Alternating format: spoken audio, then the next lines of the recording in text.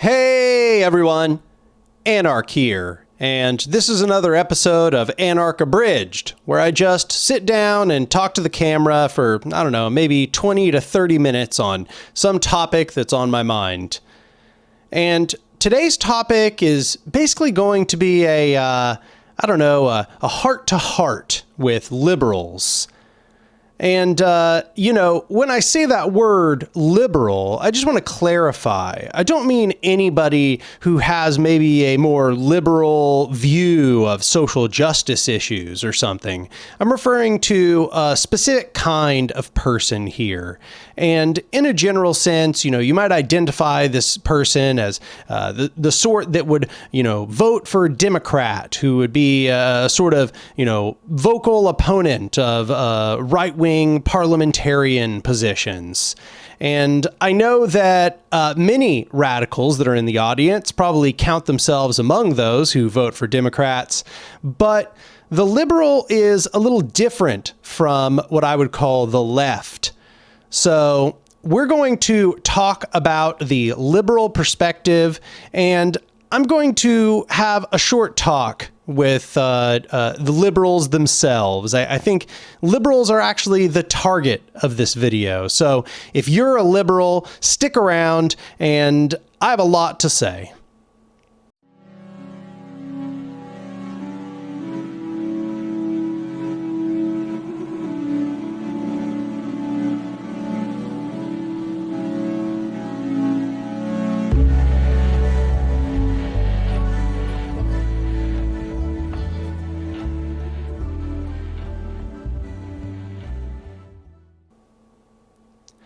So, as I said, the topic of today's video is kind of a heart-to-heart with liberals, right? And I'll start by kind of defining my terms. I was loose back there in the intro, but by liberal, I mean those who hail from the liberal tradition, and that is to say, going back to the Enlightenment era with thinkers such as John Locke, Thomas Paine, and then moving forward with thinkers such as Adam Smith. You might count the founding fathers among these people who would be considered liberal thinkers. Liberal thought was a response to the conditions of monarchy or feudalism as it stood at the time, and at the time might have been considered a sort of liberatory perspective. By comparison to monarchy, liberalism absolutely is a liberatory perspective. But I'll get more specific because, all I did there is I just kind of discerned maybe what you might call a taxonomy, but I want to be specific. Liberals are typically those who believe in some form of a representative republic. They believe that capitalism is the safeguarding of people's private rights to own property. They generally believe in strong processes to oversee our rights to free speech, our rights to bodily autonomy, and some of this stuff may sound good, even to those in my audience, bodily autonomy, free speech, these things probably sound good. But liberalism was very heavily associated with capitalism and the republic. And that is to say, representative democracy.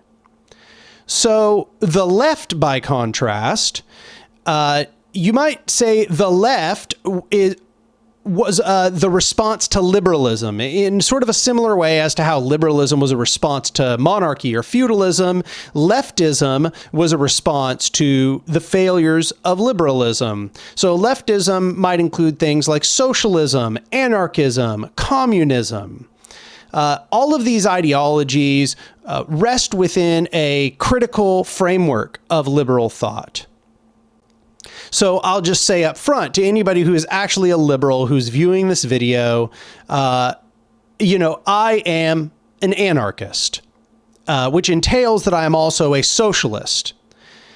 However, what I want to note off the bat is that I was a liberal at one point. Okay? When I was young, I was a liberal. that came very naturally to me. I've always had sort of an empathy for other human beings. And when I was stuck within the Democrat-Republican dichotomy, it seemed very obvious that of the two, the liberals had things figured out, or at least to a superior degree to conservatives, right? I won't get into fiddly distinctions. A lot of leftists will say that conservatives are also liberals because of some of the principles that we just mentioned. However, here I'm going to discern between conservative and liberal. I think that'll be more familiar for most of you. And that is to say, by liberal, I'm talking about the sort of people who would vote Democrat in the United States, or the sort of people who would vote Labour in the UK, and so on and so on. I think almost everybody here is familiar with what I mean. So, the liberal standpoint, policies liberals might advocate are going to be things like stronger welfare programs, inclusive access for all kinds of different identities, beliefs that there have to be protections for different kinds of people in society, beliefs that there have to be, that the economy needs to be well regulated, and that there needs to be strong federal governmental power and oversight. These are all the sorts of things which define a sort of liberal perspective. So here's what the video is essentially aiming towards, and that is, I want to have a talk with you, the liberal. I want to talk about why that anarchists and socialists and communists distance themselves from the liberal so much, and in what ways has the liberal sort of mistaken the political power dynamics that are taking place around them. So first of all, I want to say that the liberal mindset is sort of predicated upon a laudable sounding goal, and that is to bring everybody to the table in order to reason about what is best for everyone. It is to bring all voices to the discussion, and for all of those voices to be able to weigh in about their needs, and for us to find the sort of compromising middle ground between all of those perspectives.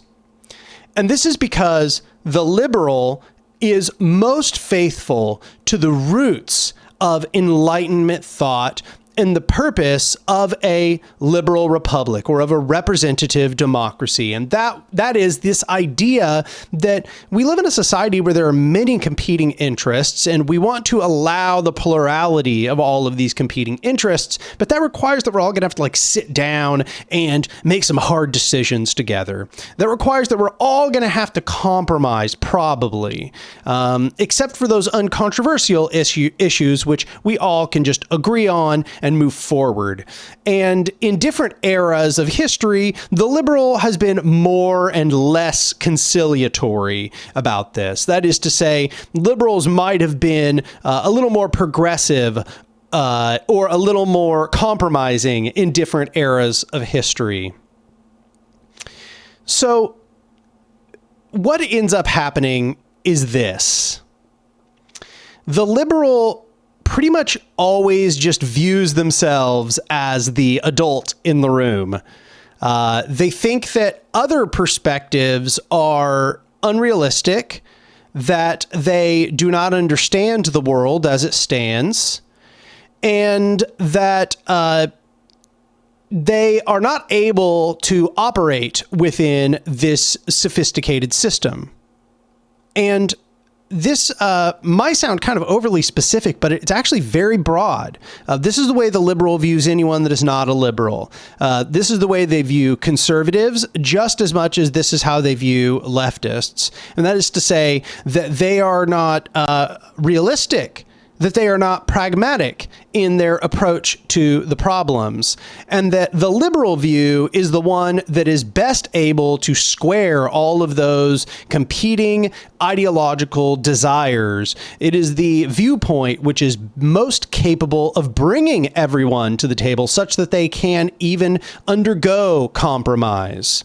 And one thing that I will concede to the liberal is that insofar as that the system that we are given is representative democracy, liberal ideology really is the ideology which is best suited to that system. And there's a good reason for that. It's not a coincidence. It's not due to the great enlightened consciousness of those liberals. It's simply that is the ideology on which representative republics, representative democracies were founded, is this liberal ideology.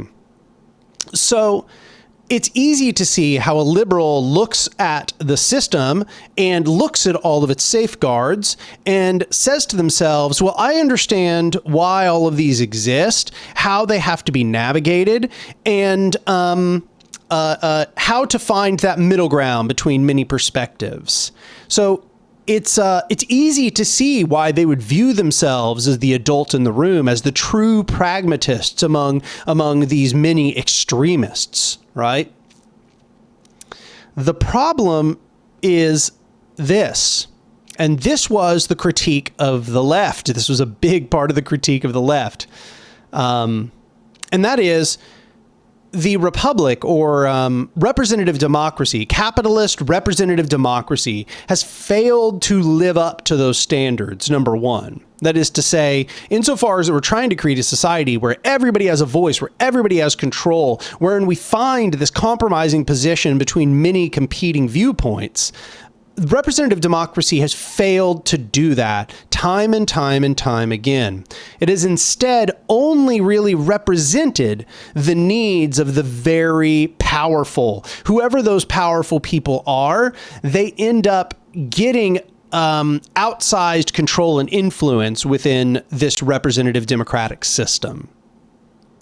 Now, the critique of the leftists focuses around how this is the case for the bourgeois, or the owning class, the property owning class, especially, that is to say, those who own businesses, who own the means of production. Those people end up having outsized control, outsized power, outsized influence over the way everything functions within this liberal republic that we live within. But it should be said, it doesn't stop there, right? This republic, or, this representative democracy also gives outsized influence to white supremacy. It also gives outsized influence to patriarchy. It also gives outsized influence to colonialism. I mean, at the end of the day, take the United States, for example, it is the product of colonialism, right? It only exists by way of the dispossession of the indigenous peoples of North America.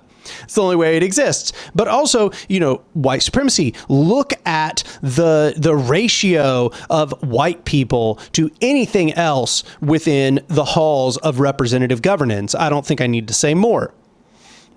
And the same thing is true for patriarchy, for men having control. And the same thing is true for bourgeois power, for the power of the capitalist class. In fact, it has been said by many people, which are progressives in the modern era, that this capitalist influence is dominant, that it has an extreme amount of power, and that it is preventing this representative democracy from achieving what is supposedly supposed to achieve. Now, I don't want to spend too much time on this critique. What I want to do instead is try to impress what I would consider the actually more realistic worldview upon those of you who are liberals and those of you perhaps who are kind of adjacent to liberalism. And that is, the liberal viewpoint fails to understand that power flows regardless of the way that this republic functions, or rather, it flows regardless of the way that the operatives within that republic might desire for it to function. And that is to say, you can desire all day long for this representative democracy to be a representative, to represent the needs of non-white people, or of people with marginalized identity, or of gay people, or of women, and so on. but the actual power dynamics of society, they supervene those parliamentary interventions. Power exists whether the halls of Congress want to regard that it exists or not. And, it should be said, those halls of Congress will be player within the flow of that power. And they will then themselves become pawns within the way that that power moves, within the larger power structures which exist. The government, as it stands, this representative democracy, will be shifted and moved around by all of these existing power structures.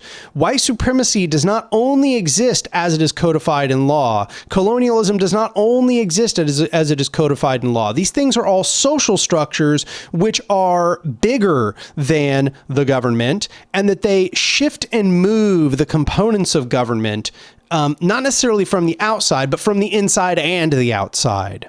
Okay? They both act within the government through the people that are operative, and they act from without, solidifying structures which have been enforced elsewhere, both historically and materially.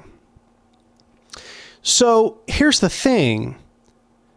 The liberals' conception that they can bring every voice to the table, that they can find the compromise between these many competing perspectives, that's the delusional perspective. That's the perspective of the person who is naive about how power functions.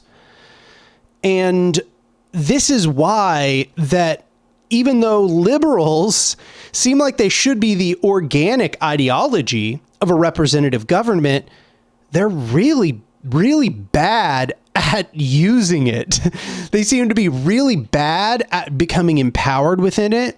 They seem to be really bad at navigating it. They seem to be really bad at heading off threats that arise within it. You know, why is that the case if they're supposedly the adults in the room? If they're the adults in the room, why are they so bad at winning? Why are they so bad at stopping the rise of these, very dangerous power structures which exist in society? Why is it, if the liberal is the adult in the room, that conservatives have drifted more and more towards almost outright fascism? I mean, I would say outright fascism.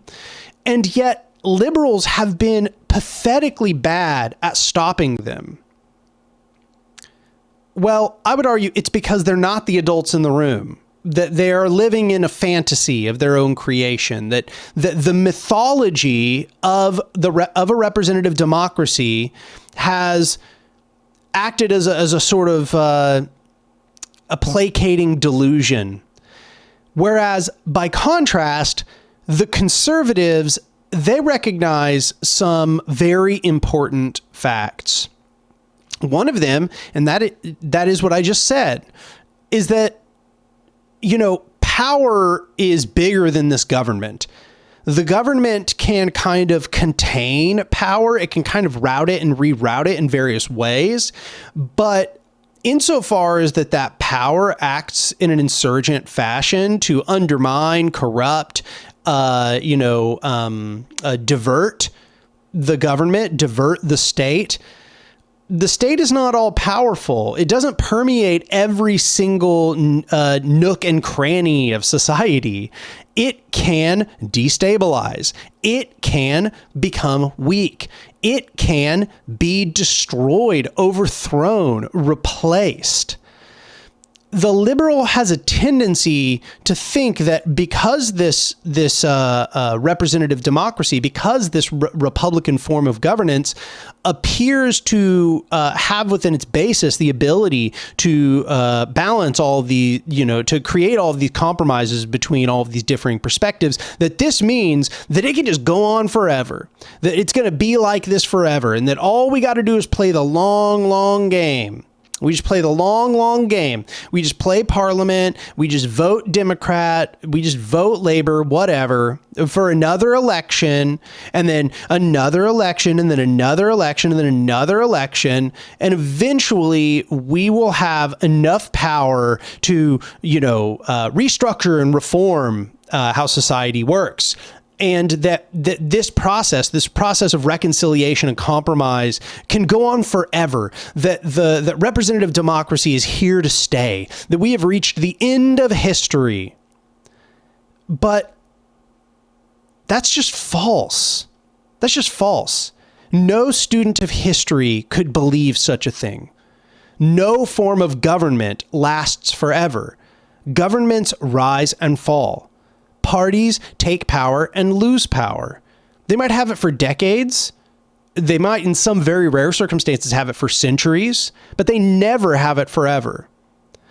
And the problem is the very structure of this government, this representative structure of government, is going to tend to concentrate power within the hands of a very small group of people, which creates a system which is actually very susceptible to failure. It's not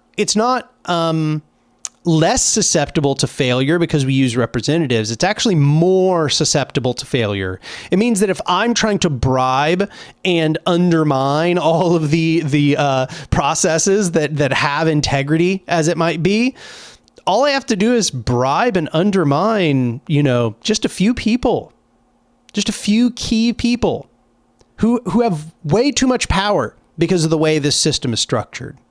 Okay? So you get a system of bribery. You get a system that has endemic corruption. And the liberal is continually stuck within the delusion that as the real flows of power move, as power structures act and change things, as the forces of capital move and shift society, as white supremacy rears its head, that they are just going to be able to get everybody to sit down at the table and have a good talk about it. And that if they just get enough people to go out and vote Democrat, the Democrats will come in and they'll pass common sense regulations and, all that other nonsense. Okay? The thing is that, that happens sometimes. The Democrats get into power, they hold power, they pass some common sense regulations. They also concede way too much because of this ideology of compromise that they have. But it doesn't last. And furthermore, while they're there, they're constantly being pushed and moved and shifted around by the real flows of power in society. And so when the time comes, when they are faced with really any opposition that understands how power really functions, that is to say, that doesn't care about respectability politics, that is willing to use every little loophole, that is willing to marshal the money of massive special interests, that is happy to accept a bribe that will make them more powerful, liberals are just going to get steamrolled. Like every time. And I know some of you, if you're liberals right now, you're sitting there and you're like, that's not true. Biden won the election. Trump lost. Did you not notice that? This conservative, this all out conservative power grabbing is unappealing to the people. That's why they didn't vote for Trump. But that's overly simplistic. That's incredibly short-sighted. That's viewing the entirety of political history in this incredibly small frame. Don't forget that these things have gone in cycles for decades and decades. Okay? And when is the last time the Democrats decisively held power for a long period of time? Well, that was the period of time when they did not give in to this sort of respectability politics and everybody's supposed to have a seat at the table and so on and so on. It was the early 1900s. It was the era between about the 1900s to maybe the 1940s. And why did that happen? It didn't happen because we voted Democrat good enough. It happened because there was a massive insurgent labor movement. It happened because unions were becoming exceedingly powerful. You had socialist and communist and anarchist organizations with, nearing 100,000 or more than 100,000 people in some occasions, and they were on the streets. They were unionizing workplaces. They were toppling the power of capital.